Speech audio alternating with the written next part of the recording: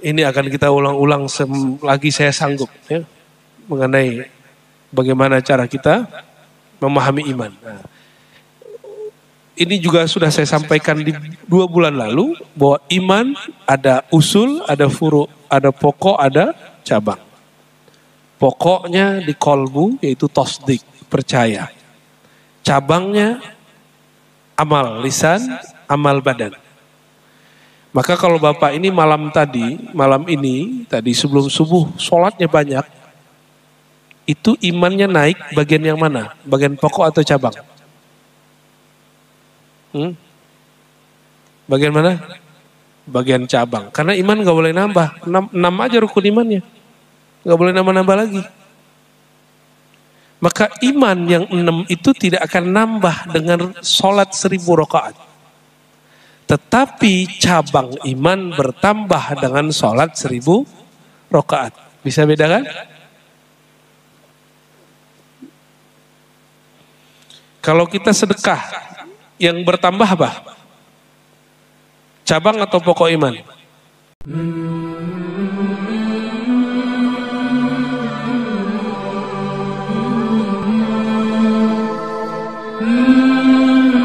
Berarti interaksi sesama makhluk. Di kitab akidah dibahas. Di kitab Tohawi ada pembahasan khusus mengenai iman, mengenai politik. Tapi lafaznya sangat umum.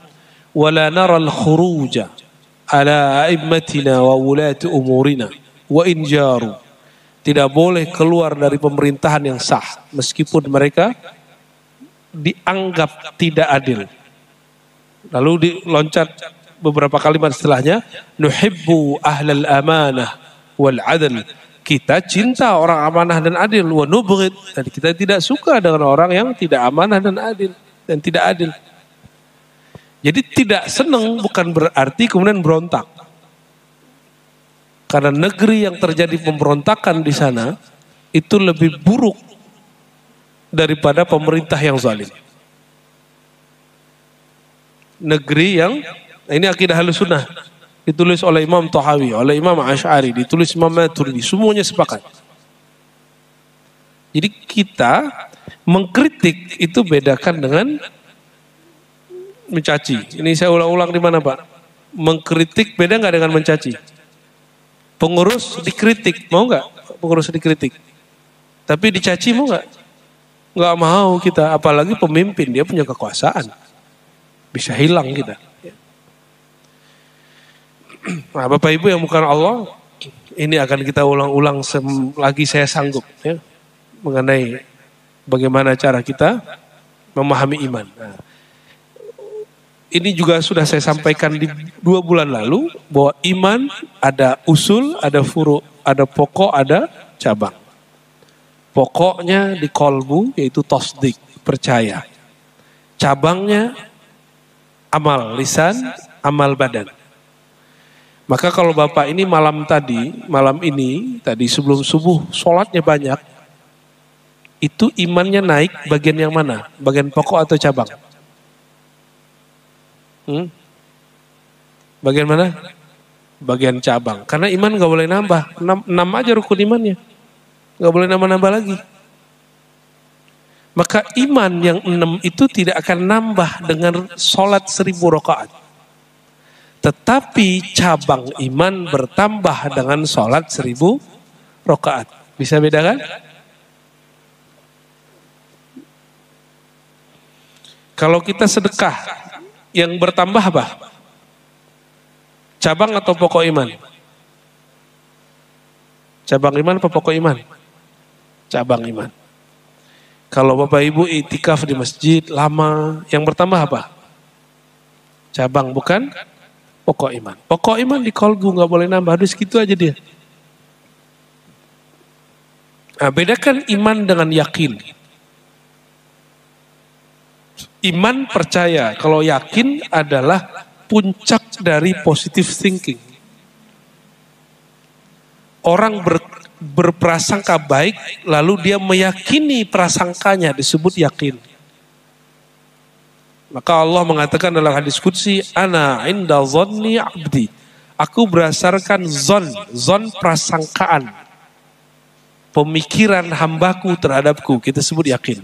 Aku berdasarkan keyakinan hambaku. Gitu. Jadi bedakan yakin dengan iman. Iman itu lebih tinggi lagi, lebih dalam lagi. Kalau yakin, dia ada prosesnya. Ada ilmu yakin, ada hakul, ada apa? Ainul yakin, ada hakul yakin, ada al yakin. Ilmu yakin teori. Ainul yakin kita lihat testimoni teman. Kalau hakul yakin kita merasakan sendiri. Kalau al yakin itulah kemudian puncaknya. Ya. Baik. Lalu Imam Abu Hanifah mengurai satu-satu bab tentang amantu billah, percaya kepada Allah. Apa yang mesti dikuasai dalam percaya kepada Allah? Yang pertama adalah wahdaniyatullah, keesaan Allah. Pancasila yang pertama apa? Ketuhanan yang Maha Esa. Oh, ini sangat usuluddin sekali. Jadi sangat ahlus sunnah sekali itu. Dan sangat islami. Kalau yang awal-awal pertama di Piagam Jakarta apa? Ketuhanan dengan menjalankan syariat Islam bagi pemeluknya. Oh, itu nggak sempurna, Pak. Kalau ada kalimat menjalankan syariat, nanti akan mengundang perbedaan mazhab. Tapi ketika disebut ketuhanan yang Maha Esa, maka ini lebih universal daripada kalimat menjalankan syariat. Coba, syariat yang dipakai di kita, itu diterjemahkan lewat fikih mazhab Syafi'i. Di Saudi enggak. Di Saudi enggak pakai kunut. Tapi dulu sebelum Saudi berkuasa, masih ada kunut dan juga ada yang tidak berkunut. Di Saudi sudah nggak ada orang doa berjamaah, di sini doa jamaah. Tapi ingat, Masjidil Haram bukanlah dalil. Masjidil Haram cukup menjadi kiblat. Tapi biasanya karena Pak Haji sekarang dan Pak Haji dulu beda, maaf Pak Haji ya. Pak Haji dulu minimal 6 bulan mereka ngaji dulu di Mekah. Baru mereka haji. Tapi Pak Haji sekarang nggak tahu dia ngapain ya. Nyampe di sono protes masalah hotel ya. Bener. Jadi pulang-pulang yang dibawa hanya kesel ya. Dan tidak sedikit yang kemudian ngamuk-ngamuk di sono, stres di sana, depresi di sana. Pak Haji dulu dia pulang-pulang jadi alim, maka namanya diganti, dapat nama Mekah. Ada nama-nama dulu Pak Haji dulu pulang-pulang pasti bawa nama baru. Kalau sekarang enggak. Makanan telat dikit protes, hotelnya jelek dikit protes. Enggak sama dengan Pak Haji dulu. Pak Haji dulu mereka betul-betul hikmat masuk ke kota Mekah.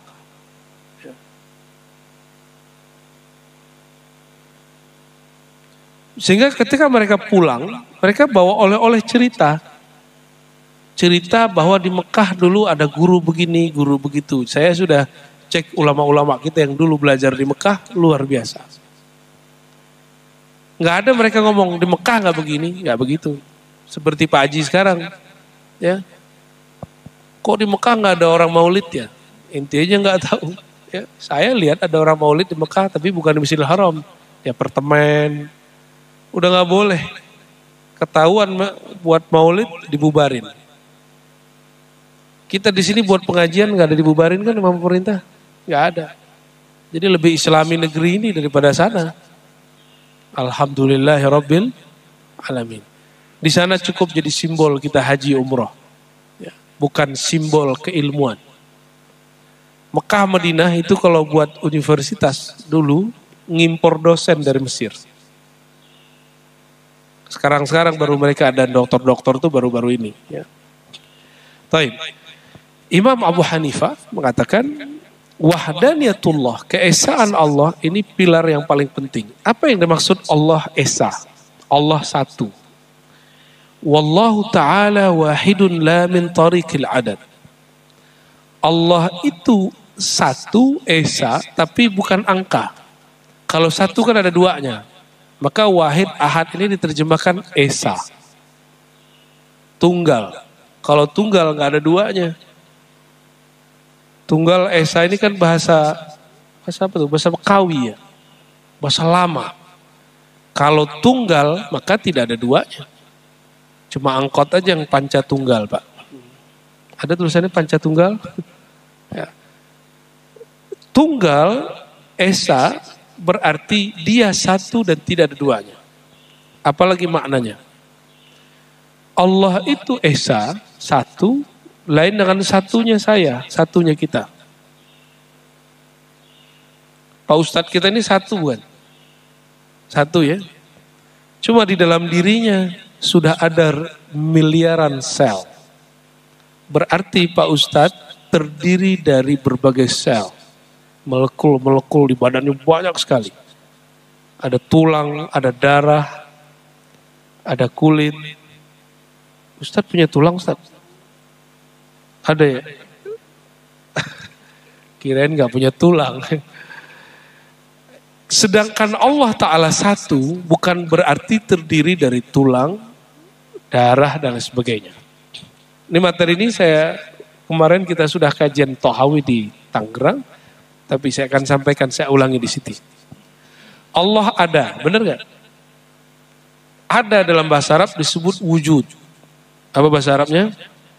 Nah, kita dulu waktu kecil belajar Allah wujud, qidam, baqa.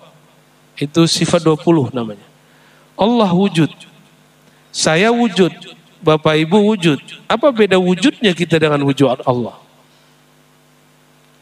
Pertama, wujud kita ada asbab. Wujud dia tanpa sebab. Saya kalau nggak ada Bapak Ibu, saya nggak ada. Inilah mana lam yalid walam yulad. Dia tidak beranak, melahirkan dan tidak dilahirkan. Apa maknanya? Allah tidak memerlukan sebab dan tidak menyebabkan dia kemudian ada yang lahir darinya. Ini penting ya. Maka ajaran yang mengatakan Tuhan beranak, saya konfirmasi ke pendetanya, benar nggak kamu meyakini Tuhan beranak? Ternyata di kalangan pendetanya sendiri ada perbedaan. Ada yang memahami anak itu kekasih, ada yang mengerti anak itu beneran anak. Jika anak pengertiannya kekasih, itu tidak masalah. Tapi anak jika pengertiannya betul-betul melahirkan, ini masalah.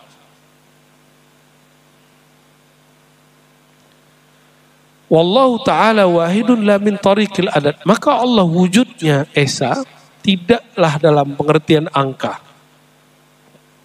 Tidak bersebab, tidak terdiri dari banyak sel. Kenapa? Wujudnya Allah bukan wujudnya sel.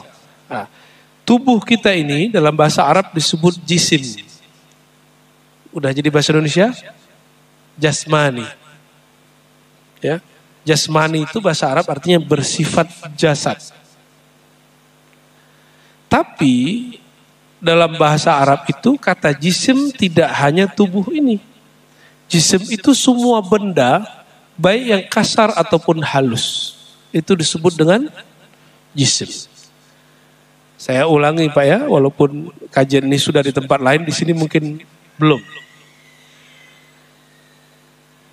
Ini benda bukan? Benda. Bisa dipegang, bisa dilihat. Namanya jisim kasar. Jisim kasar. Cahaya bisa dipegang apa? Udara bisa dipegang? Bau bisa dipegang? Gak bisa ya? Itu disebut jisim halus. Jisim itu punya karakter, sifat dalam bahasa Arab. Nah, sifat dalam bahasa Arab bukan sifat dalam bahasa Indonesia. Sifat dalam bahasa Arab arti karakter. Ini warnanya apa Bapak Ibu?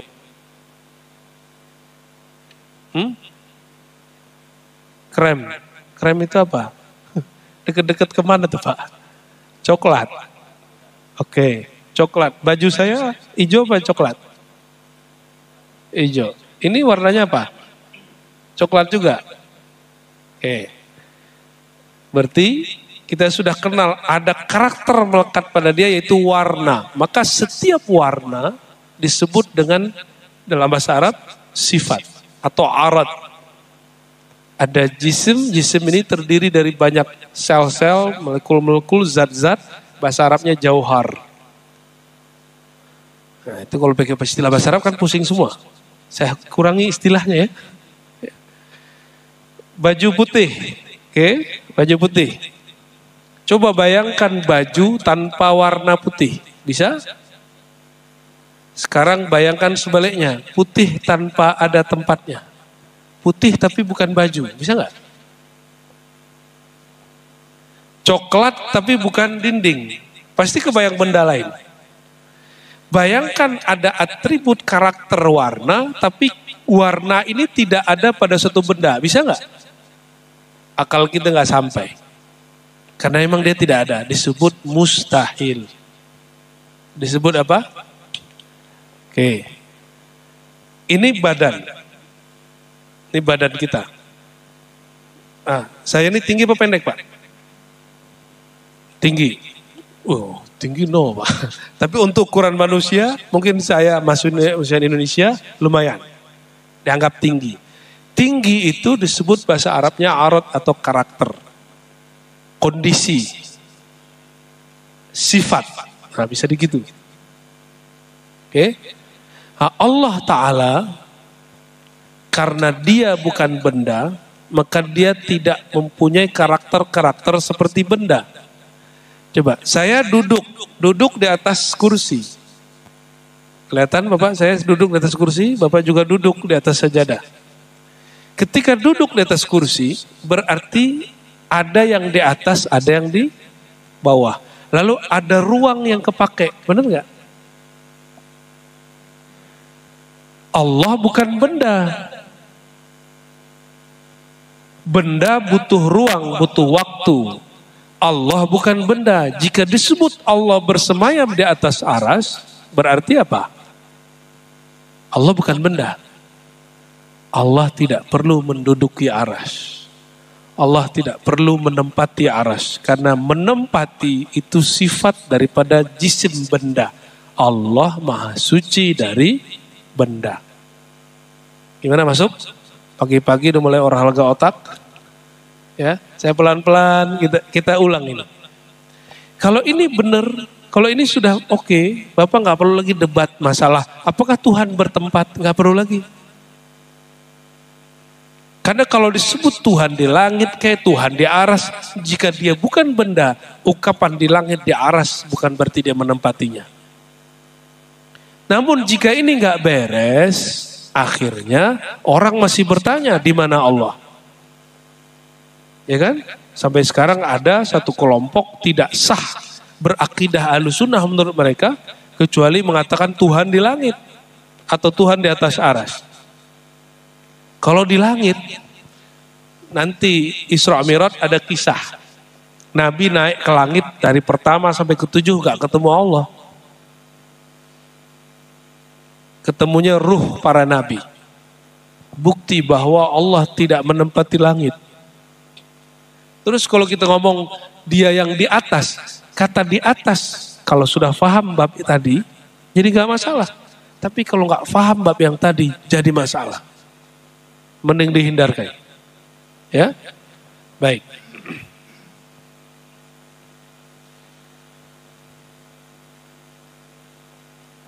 Jika ada jisim tadi benda memerlukan apa tadi? Ruang, waktu, ada warnanya. Maka Allah bukanlah warna. Jadi Bapak kalau merem baca nama Allah gelap kan? Nah itu bukan Allah.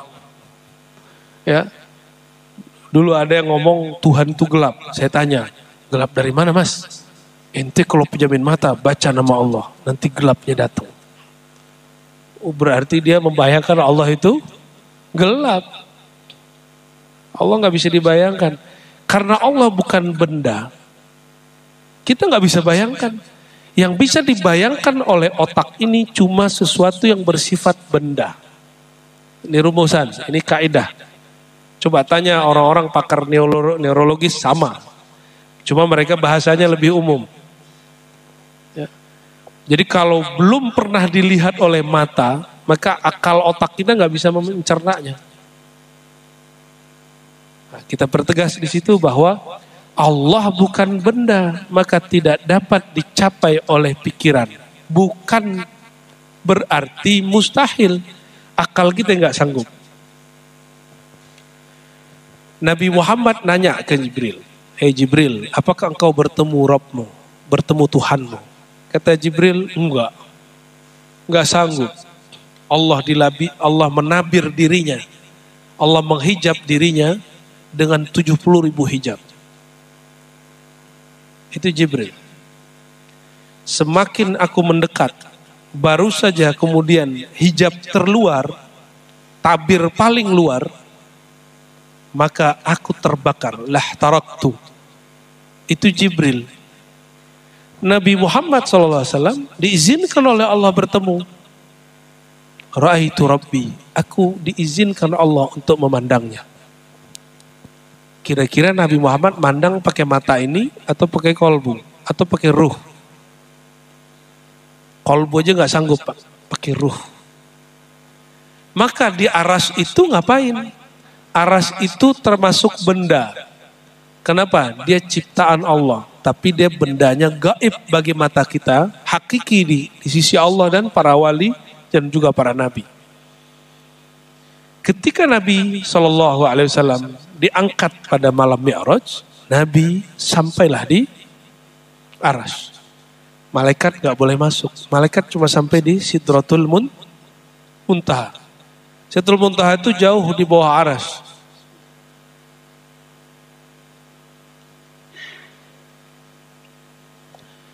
Terus Nabi naik. Karena Nabi bawa tubuh kasar, aras itu juga benda kasar. Tapi meliputi alam semesta. Itu aras. Aras itu boleh disebut istana Allah. Tapi itu istilah aja.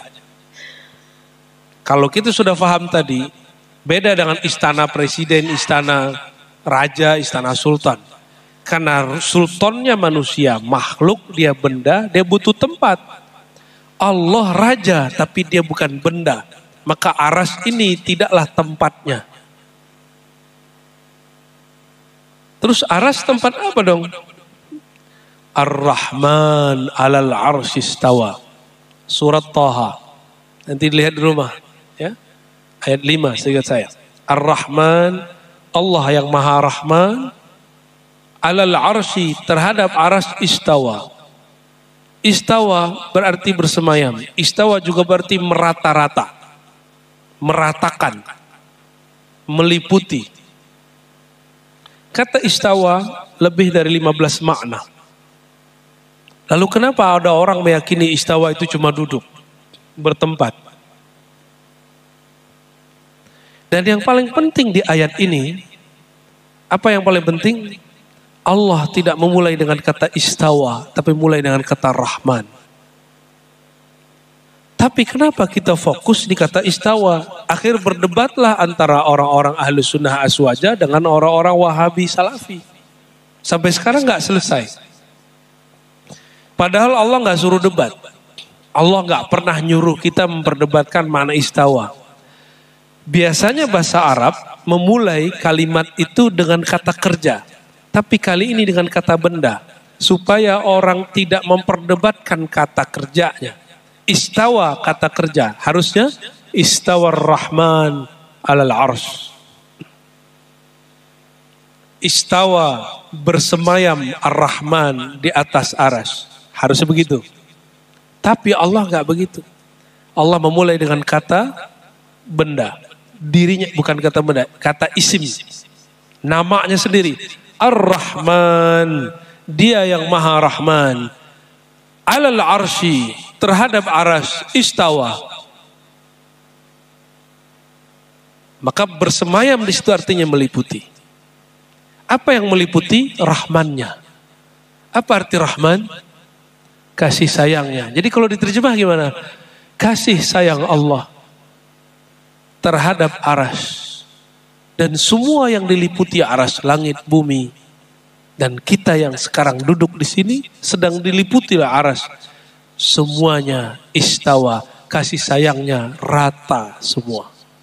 Itu makna sebenarnya yang lebih mendekati kepada yang hak. Kita nggak boleh juga mengatakan ini paling benar, tapi paling mendekati. Kenapa? Allah memulai dengan kata Rahman. Kenapa kita debat di istawa? Ya. Jadi saya harap masjid ini jangan lagi nanti ada orang debat masalah di mana Allah. Kasihan itu ya. Dia telah memikirkan yang nggak boleh dipikirkan. Karena Allah bukan benda, dia tidak bisa dipikirkan. Nah, lalu Imam Abu Hanifah mengatakan walakin min tariqin annahu la syarika lahu lam yalid wa lam yulad wa lam yakul lahu kufuwan ahad. Dia esa, tidak ada sekutu baginya. Lam yalid wa lam yulad, tidak melahirkan, tidak dilahirkan. Artinya tidak butuh asbab. Tidak ada ayah dan ibu di situ. Wa lam yakul lahu kufuwan ahad. Lam yakun, tidak ada lahu baginya kufuan, perbandingan. Itu kufuan, ahad, seorang pun. Jika dia tidak dapat dibandingkan dengan apapun, ini memperkuat makna bahwa dia tidak bisa dibayangkan oleh siapapun. Kita baru dapat menceritakan sesuatu jika kita bisa menganalogkan sesuatu ini dengan suatu benda yang lain. Kalau yang sudah pergi ke Mekah, bisa cerita Ka'bah itu ukurannya berapa. Benar ya? Ada yang sudah ketemu Allah? Yang sudah ketemu Allah Nabi Muhammad, itu pun Nabi Muhammad dihijab oleh Allah dengan satu hijab saja. Atau dua hijab. Ayatnya apa? Fakana qaba qausaini au adna, surat An-Najm. Nabi ditirai oleh Allah dengan dua busur panah.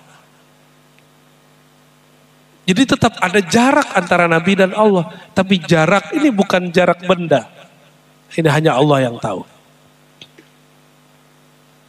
Jibril 70.000, satu pun dia gak boleh tembus. Nabi Muhammad sudah mau habis, tinggal dua. Au adna, atau lebih dekat dari dua busur. Hanya Nabi Muhammad yang dapat izin. Berarti Nabi Muhammad dekat gak dengan Allah? Karena beliau paling dekat kepada Allah, maka jalan terdekat kepada Allah adalah mengenal Nabi Muhammad sallallahu alaihi wasallam. Nanti ada pembahasan tentang itu. Ya.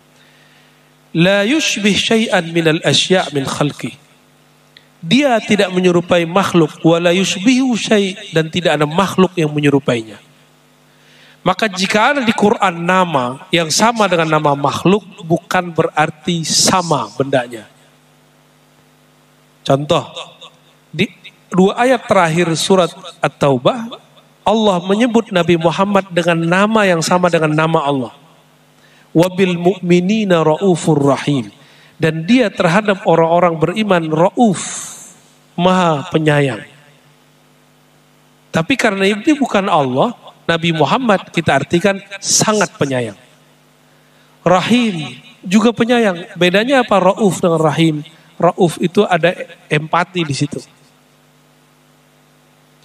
Nabi Muhammad diberikan nama Rauf Rahim. Rauf Rahim nama Allah Asmaul Husna. Maka ini hanya kesamaan nama, tapi yang punya nama lain. Gitu. Ada yang namanya Rahman di sini? Ada ya, banyak. Apalagi orang Sunda ya, suka banget namanya Rahman. Maman, Surahman, Abdurrahman.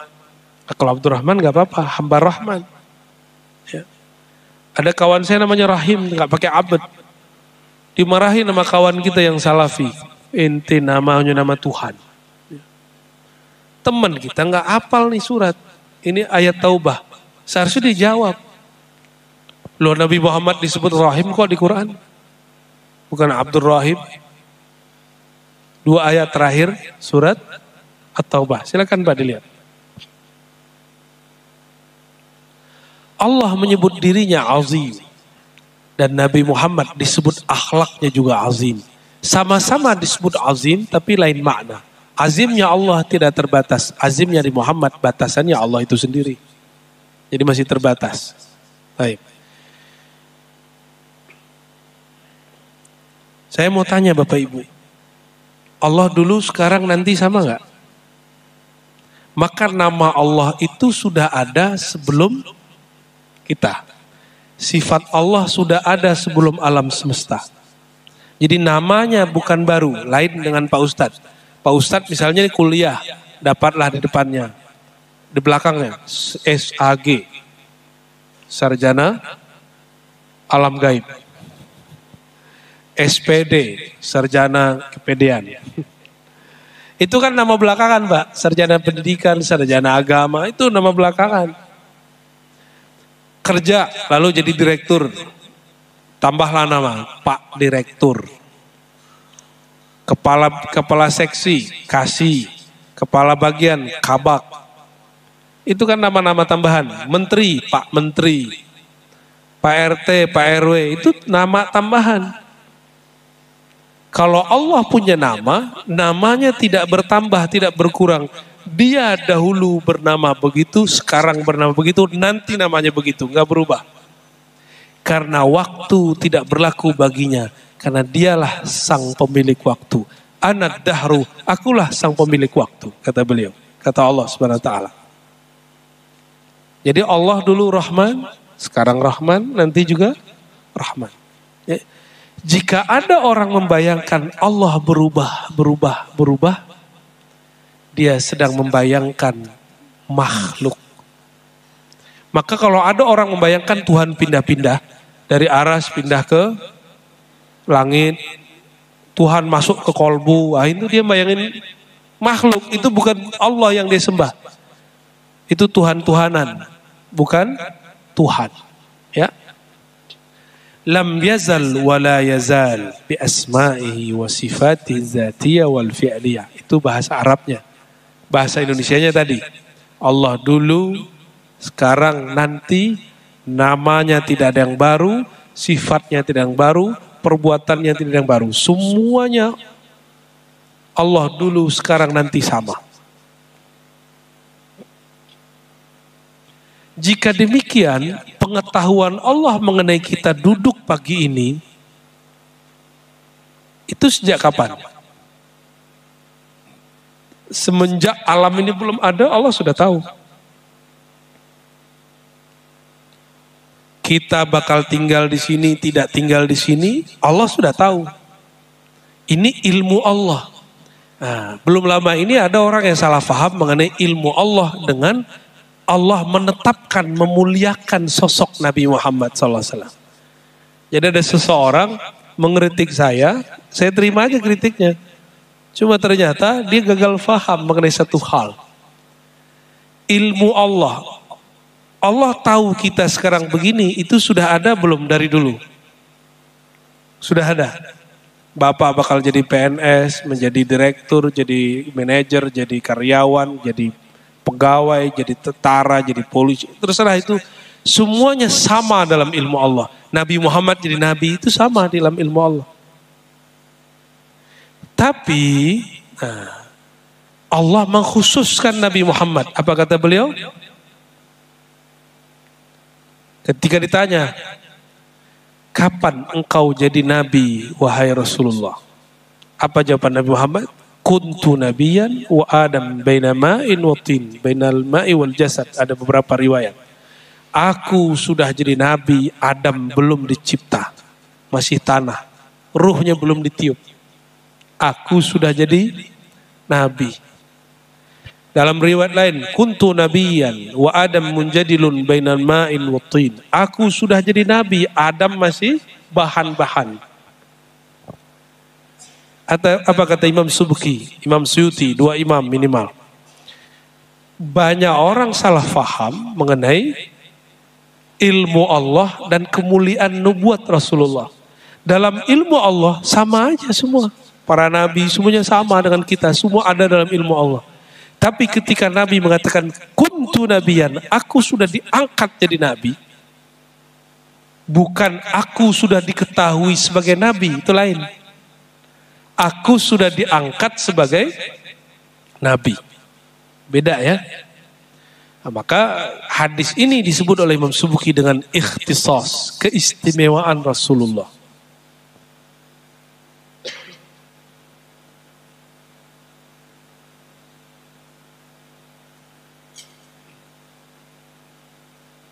Nah, inilah yang disebut dengan nur Nabi Muhammad sallallahu alaihi wasallam.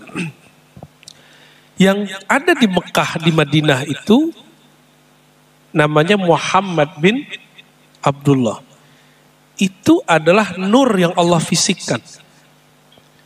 Di alam sebelum ini, ada alam sebelum ini, alam cahaya, alam ruh.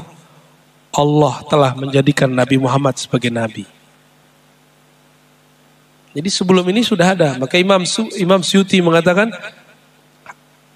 hadis tadi, aku sudah diangkat jadi nabi, Adam belum dicipta. Bukti bahwa ruh atau cahaya lebih tua daripada jasad. Mutaqaddimatun alal ajsad. Bahwa arwah, ruh lebih tua lebih dahulu daripada jasad.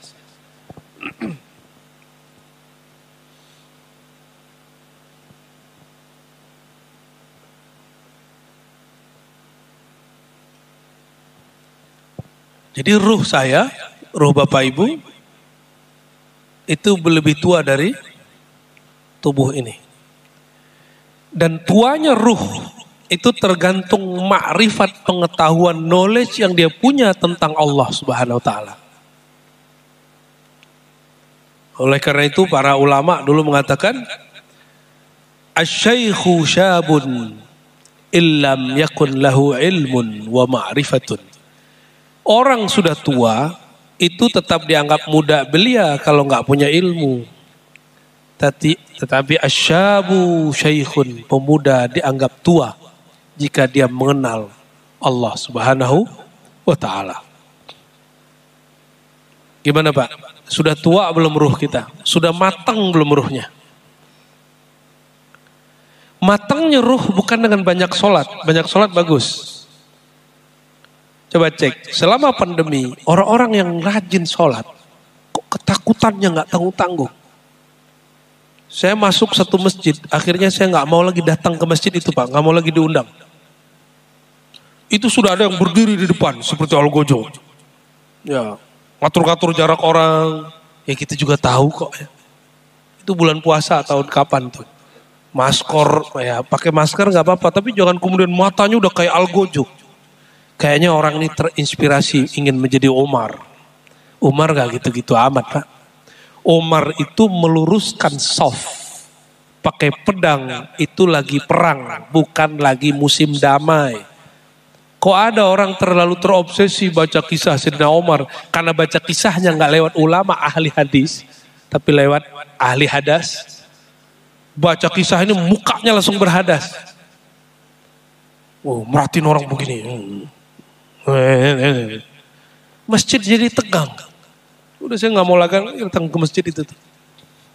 Dua masjid yang saya nggak mau datang habis itu. Ya. Nggak bertanya kepada orang alim gimana cara ngamalin satu riwayat. Main baca-baca sendiri. Ilmunya pakai Google lagi. Ya salam. Ya. Kita mendapatkan satu hadis supaya hadis ini kan teks. Maknanya teks bukan di dalam buku, tapi ada di dalam kolbu para ulama. Maka teks itu harus dikonfirmasi maknanya ke dalam kolbu ulama. Ulama yang mana? Ulama yang dia berguru kepada orang yang punya kolbu. Bukan hanya orang yang ngaji kepada buku. Itu yang dikatakan oleh ulama ahli hadis. Ya? La yu'khazul ilm an suhufi. Tidaklah boleh ngambil ilmu agama, bahkan ilmu apa saja, dari orang-orang yang otodidak. Coba bayangkan, Pak Ustadz ini tiba-tiba berganti haluan. Dia menjadi terapis. Habis ngapain? Habis nonton YouTube dan baca 5 buku kedokteran. Terus buka klinik. Mau nggak Pak berobat sama beliau? Mau nggak? Saya sudah baca 5 buku gitu. Gimana? Mau nggak periksa badannya? Nggak semudah itu jadi terapis. Itu baru ngurusin badan yang zahir. Gimana mau ngurusin ruh dan kolbu kita yang dia lebih tua dari tubuh ini? Harusnya lebih serius ngurusin ruh dan kolbu. Karena perjalanan kita masih jauh. Ini baru setengah perjalanan ruh kita nih Pak. Maka Nabi mengatakan kud fid dunya ka'annaka gharib. Hei, sadarlah kamu, dunia kamu itu adalah salah satu stasiun. Jangan lama-lama di situ. Walaupun Bapak Ibu beli rumah bagus-bagus di sini, tapi jangan berpikir bakal tinggal lama di situ. Ruh kita lebih tua. Tapi tetap saja ruh bukan Tuhan. Ruh itu hembusan Allah Subhanahu wa taala. Dia ada awalnya. Kalau Allah ciptakan tubuh ini. Nah, dengan memahami bab ini, kita nggak akan terlalu ngoyo dalam hidup dunia. Tetap serius dalam bekerja, serius belajar, tapi kita kemudian mengabdikan itu semua untuk ruh. Karena ruh ini yang akan jalan, ya. Gak usah khawatir Bapak Ibu yang sudah umur di atas 60, ya. Nanti kita di sorga seumuran Pak insya Allah. Kalau masuk surga. Kalau masuk di sorga itu seumuran Sayyidina Isa waktu diangkat. Nabi Isa diangkat umur berapa? Umur 33 tahunan. Ya. 33 tahun. Ya. Pak Ustadz berapa Pak Ustadz? 43.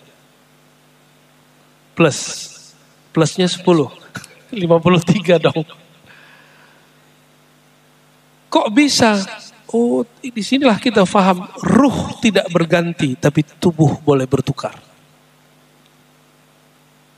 Mati tubuh ini hancur sudah. Allah sisakan cuma tulang ekor. Lalu Allah ciptakan tubuh yang baru, yang sanggup menempuh perjalanan mahsyar. Itu perjalanan mahsyar jangan dibayangkan kayak jalan dari sini ke Lebak Bulus, Pak. Jauhnya bukan main. Padang mahsyar, orang kalau pas ngumpul itu pas dibangkitkan bukan langsung kemudian digiring ketemu Allah, enggak. Mereka kemudian panik. Kenapa? Malaikat di mana-mana bertugas. Mirip-mirip seperti kita di imigrasi. Tiba-tiba ada pemeriksaan. Tapi enggak bawa kartu. Disitulah kemudian ruh-ruh yang sudah diberikan jasad, dia kemudian mengingat memorinya. Saya dulu punya nabi siapa? Guru saya siapa? Maka mereka berkumpul. Jadi nanti kita kalau sudah masuk padang mahsyar Bapak Ibu, kita ngumpul cari backingan. Bapak kalau panik dalam bab hukum, ada masalah hukum, nyari backing nggak? Nggak usah jauh-jauh. Mungkin di sini masyarakatnya sudah dewasa. Di salah satu komplek di Pengasinan Depok, itu konflik Pak, RT RW-nya, RT RW lama dan RT RW baru. Seru tuh konfliknya. Pakai lapor-lapor segala ke polisi. Dan masing-masing punya backup polisi. Itu baru urusan RT RW karena dilapor, yang terlapor mencari backing. Itu baru urusan apa? Urusan dunia. Nama kita sudah terlapor semua di sana. Mau diadili. Hisab dan mizan itu pengadilan. Hisab itu seperti penyidik, dicek dulu. Ini dia kerjanya dulu apa, laporannya apa, ngapain aja dia. Setelah dicek nanti ditimbang. Baru diadili. Kamu surga, kamu neraka. Wah ngeri Pak. Guru saya seorang wali Allah, orang Arab. Kata beliau, tempat paling menegangkan di dunia adalah imigrasi. Padahal dia wali Allah. Jadi beliau ini kalau masuk ke imigrasi tegang juga. Padahal zikirnya banyak, wiridnya banyak, ilmunya banyak.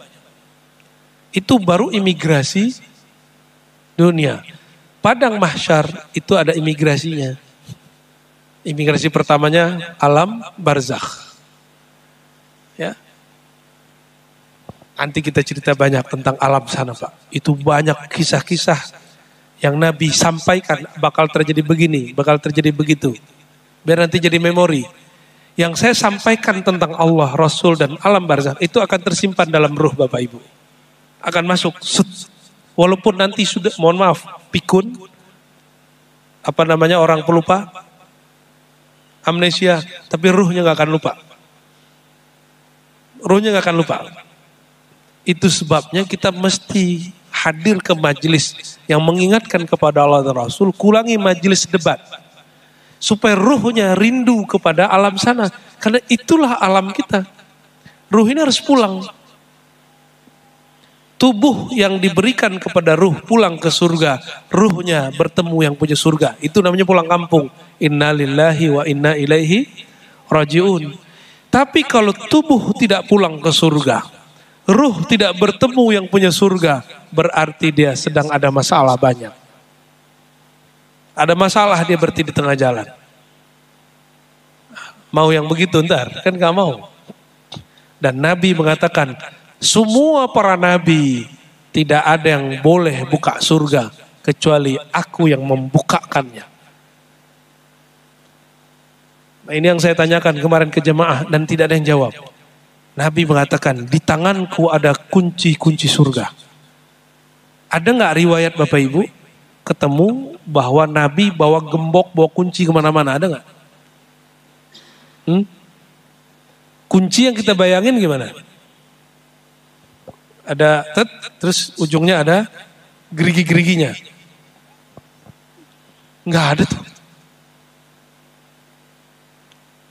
Terus apa dong? Ternyata risalah beliau itulah kuncinya. Dan di tangan beliau lah ada kunci surga. Nabi Ibrahim, Nabi Nuh, Nabi Adam, semuanya ngikut Nabi Muhammad sallallahu alaihi wasallam. Dan kita beruntung jadi umat Nabi Muhammad SAW. Umat Nabi Muhammad lebih dulu masuk surga dari nabi-nabi terdahulu. Bayangin. Enak gak fasilitasnya? Ya. Jadi nanti di akhirat ngumpul begitu semua umat manusia dari zaman Nabi Adam. Lalu Nabi Muhammad adalah makhluk paling sibuk. Paling sibuk. Jadi nggak kita bayangkan seperti yang kita bayangkan Nabi Muhammad teh enak-enak tidur-tiduran di atas di surga di aras, enggak. Nabi Muhammad paling sibuk nanti cari ummati ummati. Seperti beliau mau meninggal memanggil ummati, setelah dia bangun yang dipanggil pertama ummati. Nabi Muhammad kemudian cari cara kenal umatnya satu. Dicek ada nggak bekas wudhu. Ada nggak bekas wudhu di wajahnya? Nah bekas ini nggak diketahui pakai cat pak enggak. Itu hanya Allah yang tahu gimana caranya. Siapapun yang ada bekas wudhunya Nabi kumpulin semua. Berarti wudhu itu khusus amalan umat Nabi Muhammad sallallahu alaihi wasallam. Dan Nabi sudah dikasih unjuk semua yang akan terjadi nanti. Bahkan yang sekarang kita duduk begini, Nabi sudah ditunjukin, uridat, ditunjukkan kepada beliau. Nah, semoga ini mengingatkan kita supaya kita rindu mati, Pak. Ya, mati itu harus dirindukan, jangan ditakuti. Ya, kalau kita nggak merindukan kematian, susah matinya. Kenapa mati harus kita rindukan? Kalau nggak mati nggak ketemu Rasulullah nanti. Kalau nggak mati nggak ketemu Allah. Kalau nggak mati nggak masuk surga, malangnya masuk neraka. Berarti untuk pengen masuk surga nggak? Ya, untuk masuk surga mesti mati. Jadi mati ini salah satu stasiun yang mesti dilewati, stasiun kematian. Allahumma sholli ala Sayyidina Muhammad. Nah, terakhir Bapak Ibu, ilmu Allah Ta'ala itu umum. Sedangkan ruh Nabi Muhammad itu khusus. Maka jika disebut aku telah diangkat jadi Nabi, Adam belum ada. Itu berlainan dengan bab ilmu. Ilmu Allah umum mencakup semuanya. Sedangkan hadis ini menunjukkan kemuliaan. Menunjukkan kemuliaan. Ya. Maka Nabi ditanya waktu kecilnya, wahai Rasulullah, kapan engkau sadar engkau seorang Nabi? Kaifa alimta? Ya. Bagaimana engkau tahu, engkau sadar engkau seorang Nabi? Lalu Nabi mengatakan, dulu waktu umurku kecil 5 atau 7 tahun, tiba-tiba malaikat turun dan dadaku dibedah. Ya, dibuka. Apa maksud saya menyebutkan riwayat ini? Ya, ada seorang ustadz nanya ke kita masalah ini. Dia seorang pengurus satu ormas. Apa kata dia? Saya sudah ditentukan dalam ilmu Allah sama dengan Nabi Muhammad sebagai Nabi. Saya tanya balik, ente waktu umur 5 tahun, 7 tahun sadar gak bakal menjadi pengurus ormas? Gak sadar ya. Berarti beda. Kuntu nabiyan, aku seorang nabi, Adam belum ada, dengan aku akan menjadi pengurus ormas, itu lain. Ya, jadi tolong dibedakan antara ilmu Allah dengan keistimewaan dari Allah. Nabi Muhammad sudah jadi nabi, alam semesta ini masih bahannya. Inilah kata beliau, kuntu awwala nabiyyina, kuntu awwalan nabiyyina fil khalq. Aku nabi paling pertama di kalangan makhluk. Sedangkan yang terakhir diutus, akhiruhum ba'san. Nah, ini bukan masuk kepada umum ilmu Allah, tapi masuk kepada ikhtisas. Nah, kembali ke bab ini, lam yazal wa la yazal bi asma'ihi. Allah dulu, sekarang, nanti sama. Ilmu Allah dulu, sekarang, nanti tidak berubah. Kalau ilmu Ar-Razi, awalnya nggak tahu, dikasih tahu jadi tahu. Ilmunya Ar-Razi, kalau belum terjadi, belum tahu. Setelah terjadi, tahu. Ilmunya Allah tidak mesti terjadi dulu baru tahu. Allah sudah tahu sebelum terjadi. Ada yang nanya nanti, ini bagian ikhtitamnya. Kalau Allah sudah tahu, berarti Allah sudah tahu dong ujung kita masuk surga neraka. Benar nggak? Ya, tanyanya gitu. Itu kan ilmu Allah, bukan ilmu kita. Kita tidak diperintahkan memikirkan ilmu Allah. Seberapa tahu kita tentang ilmu Allah, itu yang ditanya. Maka Nabi mengatakan, i'malu fakullun muyassarun lima khuliqalah. Beramal saja kalian. Amalnya badan, sholat, zikir, haji, umrah. Amalnya kolbu, menyebut nama Allah. Amalnya ruh, ketika beribadah dengan badan, menyebut nama Allah dengan kolbu, terasa seakan memandangnya atau merasa dipandangnya. Itu amalnya ruh. Jadi lain amal ruh dengan kolbu. Kolbu menyebut nama, ruh bertemu yang punya nama. Karena saya sampai hari ini tidak mengetahui hakikat ruh saya sendiri, hanya merasakan dia ada, bapak sama, ibu sama, maka selama-lamanya waktu di dunia saya tidak akan mengerti hakikatnya Allah. Karena hakikat ruh sendiri kita nggak tahu. Lalu gimana hakikat bertemu Allah? Hanya ruh juga yang tahu. Hah? Maka dalam bab ini nggak usah dibayang-bayangin, karena bayangan masuk ke otak, bukan dalam ruh. Bapak Ibu yang bukan Allah, kesimpulannya sederhana, Allah Esa, Allah dulu, sekarang, nanti sama. Lain dengan kita. Kita dulu tidak ada, lalu diadakan, dan menjadi tiada lagi, lalu diadakan lagi. Semoga Allah Ta'ala memenuhi kolbu ini dengan ma'rifatnya, mengenalnya. Sehingga ruh kita menjadi dewasa, ruh kita menjadi tua. Amin ya Rabbal Alamin. Cukup Ustaz? Enggak usah tanya jawab? Ya? Enggak usah ya? Suara saya udah mulai habis. Nanti jam 10 ikhtitam majelis. Jadi saya muter sekedar maulid di bulan ini. Dan bulan November sudah ngurangin jadwal. Bahkan nyaris tidak ada. Ya. Sekedar untuk merayakan maulid Nabi Muhammad SAW. Dan ini bulan akhirnya penutup maulid. Bapak Ibu yang bukan Allah, mohon maaf tidak ada tanya jawab pagi ini. Next time saya bawa konektor, jadi nanti bisa lihat teksnya, insya Allah. Saya belum tahu apakah ini sudah diterjemah atau belum. Semoga nanti sudah terjemahannya. Dan mari kita tutup kajian ini dengan baca doa ila ruhi nabiyina Muhammad sallallahu alaihi wasallam wa ila sairil anbiya wal mursalin wal malaikatil muqarrabin wal karubiyyin wal aliyyin wa ila sadatina sahabah wat tabi'in wal ulama'il amilin wal awliya'il arifin wa abaina wa ummahatina wal muslimati wal muslimin. Al-Fatihah. A'udzu billahi minasyaitonir rajim. Ya المغضوب عليهم ولا الضالين آمين. اللهم يا رحمن يا رحيم يا كريم يا عظيم. اللهم يا فتاح يا فتاح يا فتاح افتح قلوبنا. Ya Allah yang maha membuka hati kami. Iftah qulubana. Bukalah hati kami ya Allah untuk menyebut namamu. Bukakanlah ruhani kami ya Allah supaya mengenalmu. Bukakanlah akar fikiran kami ya Allah untuk memahami kalam-kalammu dan kalam nabimu. Allahumma salli ala nabiyina Muhammad wa ala ali nabiyina Muhammad. Ya Allah sampaikan salawat kami, rindu kami, cinta kami kepada Nabi Muhammad sallallahu alaihi wasallam. Allahumma bika asbahna wa bika amsayna wa bika nahya wa bika namut. Ya Allah, dengan namamu, dengan kudrat iradatmu, dengan rahmatmu kami memasuki waktu pagi ini ya Allah. Dan dengan namamu, kebaikanmu dan rahmatmu kami melewati siang, sore dan sampai esok pagi ya Allah. Wa nas'aluka khaira hadzal yawm wa khaira fihi wa khaira ba'dah.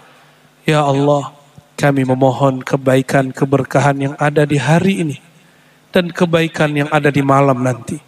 Dan kami memohon ya Allah, lindungi kami semua, keluarga kami dan siapapun yang hadir pagi ini ataupun yang mendengarkan kajian ini. Jaga mereka dari keburukan hari ini dan keburukan malam nanti. Allahumma ya muqallibal qulub, wahai yang membolak-balik hati kami. Hati kami selalu berubah-ubah ya Allah. Kadang soleh, kadang tidak soleh. Kadang merindukan Engkau, merindukan Rasulmu. Kadang kami tidak merindukannya ya Allah. Maka fasabbit ya Rabb, tetapkan qalbu kami ya Allah untuk mengenalmu, berzikir kepadamu, mensyukuri nikmatmu dan membaguskan ibadah kepadamu. Allahumma rzuqna hubbak. Ya Allah, berikanlah kami hadiah cinta darimu. Wa hubba ma yuhibbuk.